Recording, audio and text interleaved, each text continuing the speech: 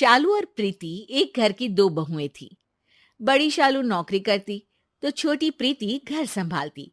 दोनों के दो दो बच्चे और सास ससुर। अरे प्रीति बेटा, तेरी बुआ सास कुछ दिनों के लिए रहने आने वाली है। कहाँ इंतजाम करना है रुकने का? अच्छा माँ, कब आ रही है वो? मैं बच्चों के कमरे में इंतजाम कर दूंगी। तभी बुआ सास सामान लेकर आ ही जाती है।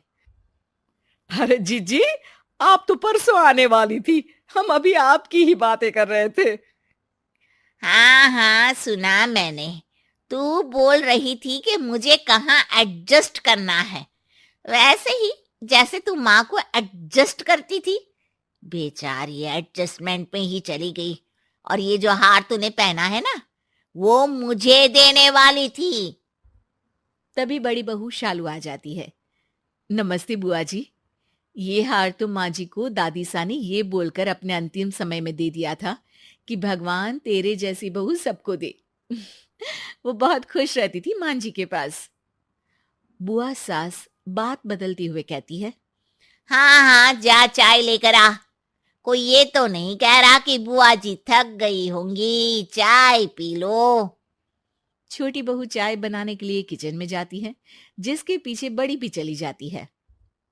और मेरी प्यारी बहना, कब आई? नहीं बात करूंगी भैया मैं। अरे बहन, तू नाराज हो जाती है तो मेरा तो दिल ही नहीं लगता कहीं। मैं सबको बोल देता हूँ, जब तक मेरी बहन है सबसे पहले उसकी बात सुनी जाएगी। उसका काम पहले होगा, बाद में किसी का। समझ गए सब? बुआ सास खुश हो जाती है। फिर सभी खाने के टेबल पर आ जाते हैं। छोटी बहू नाश्ता बनाती है और बड़ी सबको खिलाती है। बुआ सब देख रही होती है। नाश्ते के बाद, अच्छा माँ जी, मैं ऑफिस जा रही हूँ, शाम को मिलती हूँ। छोटी बहू किचन में लग जाती है। बच्चों का टिफिन बनाती है, दोपहर को उन्हें पढ़ाती है, सबको खाना बनाकर खिलाती है और फिर शाम को चाय में सास और बुआ सास के पास बैठ जाती है। अरे छोटी बहू, मानना पड़ेगा तुझे, बड़ी ही फुर्ती से घर का सारा काम करती है।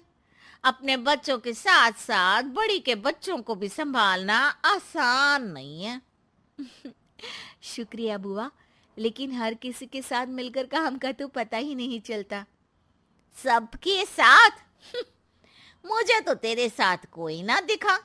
सुबह से देख रही हूँ, तू ही चाय बना रही है और वो तेरी बड़ी वाली सबको दिखाने के लिए परोस रही है कि सबको लगे कि उसने बनाया है।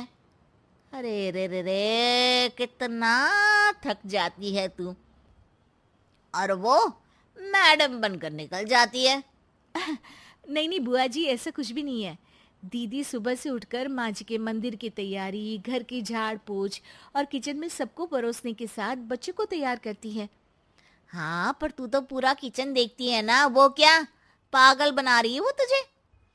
अरे नहीं नहीं, इतना ही नहीं, शाम को घर आते वक्त वो ताज़ी सब्जियां भी लेकर आती है, क्योंकि पतियों को आने में देर हो जाती है।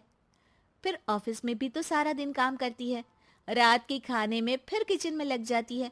वो ना हो तो मैं कुछ ना कर पाऊं। ये बोलकर छोटी वहां से चली जाती है।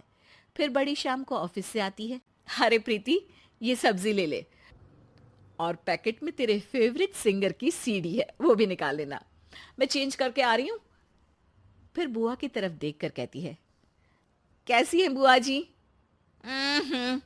अच्छी हूँ, मुझे क्या होना है। तू बड़ी मैडम लग रही है इस साड़ी में।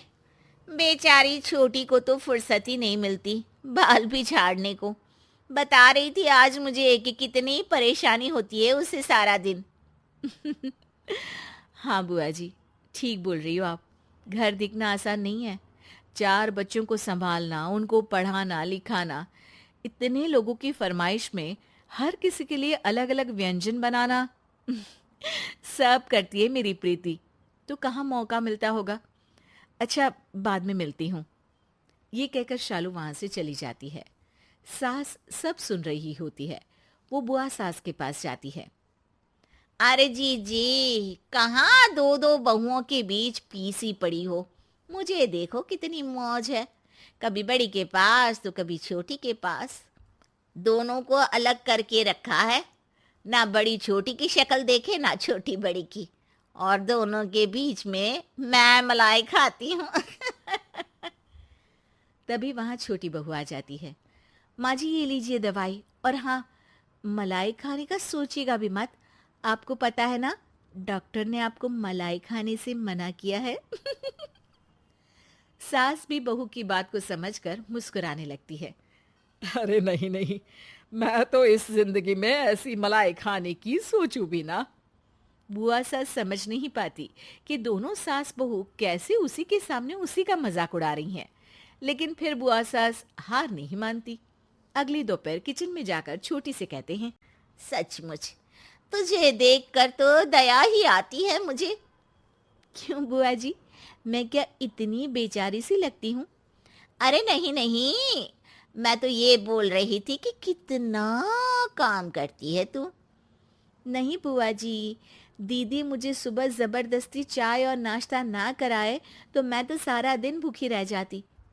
वो मेरे बिना नाश्ता नहीं करती, फिर उन्हें ऑफिस को देर ना हो जाए तो मुझे नाश्ता करना ही पड़ता है। वो मेरी जिठानी नहीं, बहन जैसी है। बुआ की बात एक बार फिर सास सुन तो लेती है, लेकिन कुछ नहीं कहती। शाम को बुआ बड़ी से कहती है, कितनी मेहनत करती है तू, घर का काम, बाहर ऑफिस का काम। अरे फिर क्यों इतनी मेहनत की कमाई को सीढ़ी खरीदने में बर्बाद करती है? बचाना सीख पैसा। अरे कैसी बात कर रही हैं बुआ जी? मैं जो आराम से बच्चों की फिक्र के बिना ऑफिस में काम कर लेती हूँ, वो छोटी के कारण ही तो है। ना बाबा ना, मैं तो उसके बिना जीवन सोच ही नहीं सकती। वो मेरी छोटी बहन जैसी है। बहन का कोई शौक मैं पूरा कर सकूं, इसके लिए मुझे पैसे का मुंह देखने की कोई जरूरत नहीं है। अब तो क्या था, बुआ सास वहां से भी मुंह बनाकर बाहर आती है जहां खड़ी होती है सास। देखिए दीदी, एक बात बताती हूँ, ये दोनों बहन बनकर यहाँ रहती है। इस घर की मजबूत नींव है दोनों। बहुत लोगों ने कोशिश करी, लेकिन मेरे ही किसी अच्छे जन्म के कर्म होंगे कि कोई इन्हें भड़का नहीं पाया। तो ये घर आप रहने ही दीजिएगा।